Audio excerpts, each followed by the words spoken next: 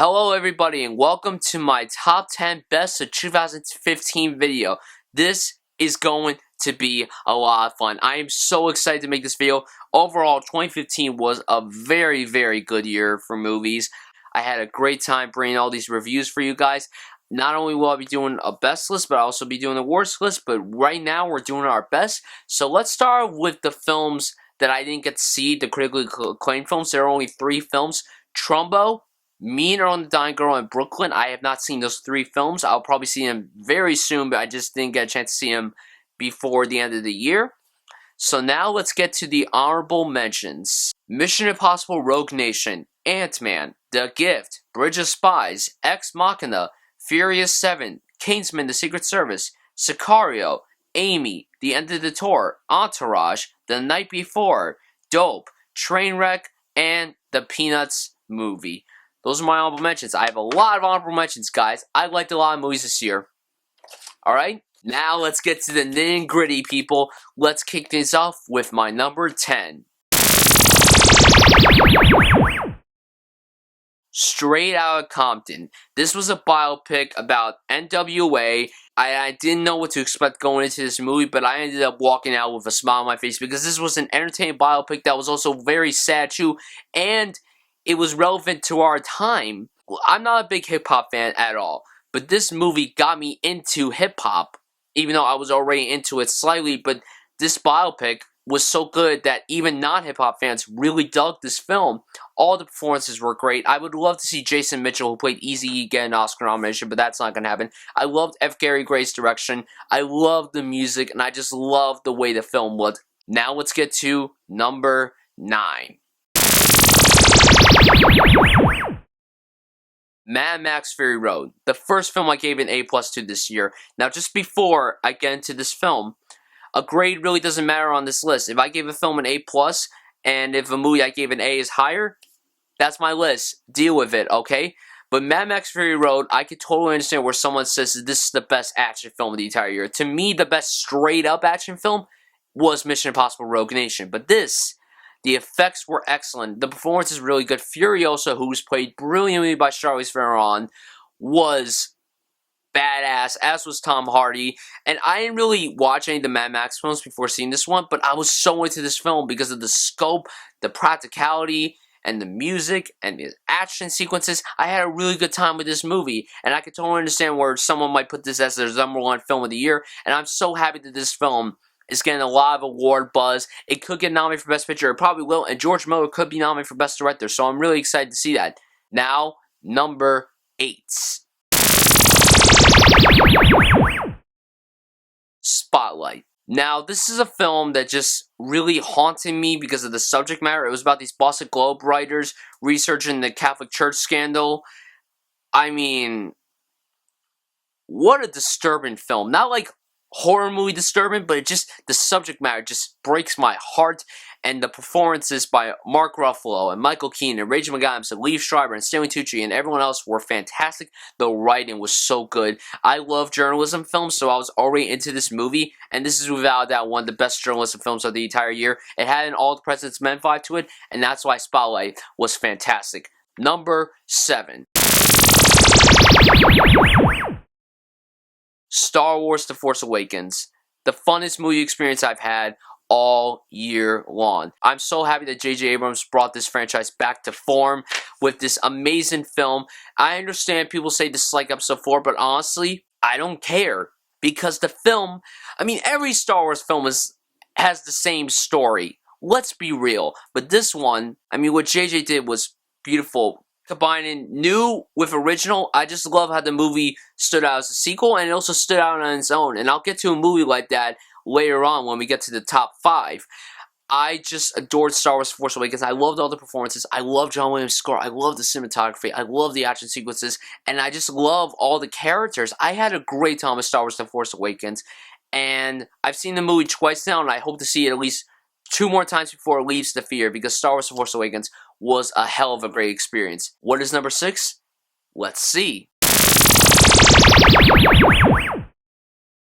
The Revenant, directed by Alejandro G. Inarritu, the director of Birdman, my second favorite film of last year.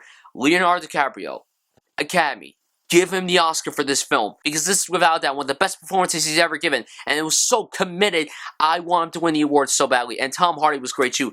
The film was shot in natural light. I still don't know how that's possible. The bear scene, which is my favorite movie scene of the entire year, despite this not being my favorite film of the year, The Revenant was a heartbreaking, haunting, disturbing, bloody film that I'm so happy I got to see this film, because I knew that if I wasn't able to see it before the year ended, I probably would have cried. And I'm glad it made the list, because The Revenant is fantastic. It's going to get a lot of award nominations. This direction was great.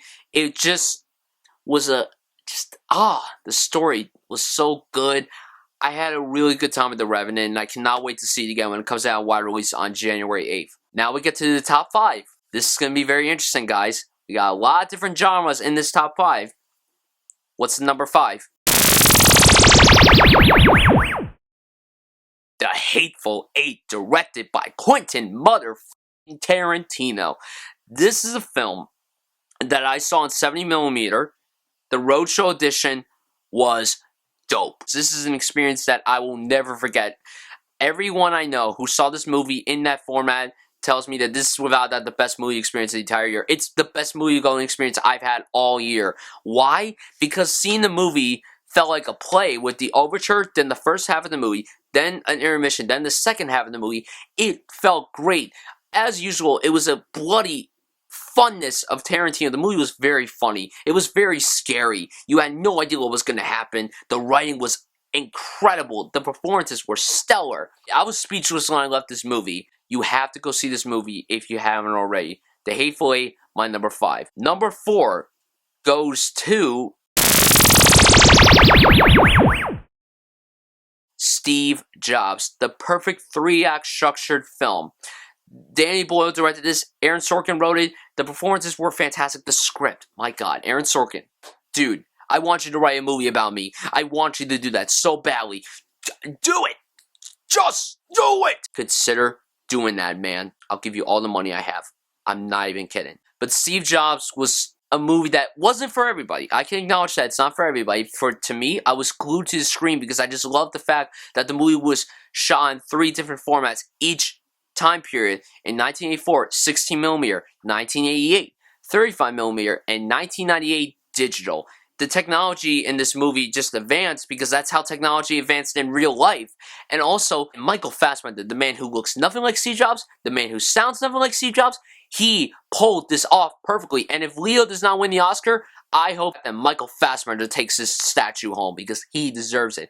Everyone else did great. Kate Winslet, Jeff Daniels, and Seth Rogen. Everyone did a great job. Steve Jobs, what an engaging film. And it sucks that it bombed at the box office. It sucks that no one went to go see this movie, because this movie was bloody perfect. Not bloody. There's no blood in this movie, but man, the dialogue. It'll make your heart bleed with glee. And that is why Steve Jobs is my number 4. Number 3. Creed. I am a big fan of the Rocky franchise. I grew up with this franchise. My dad got me into this franchise. And I've been watching Rocky pretty much ever since I was 8 years old.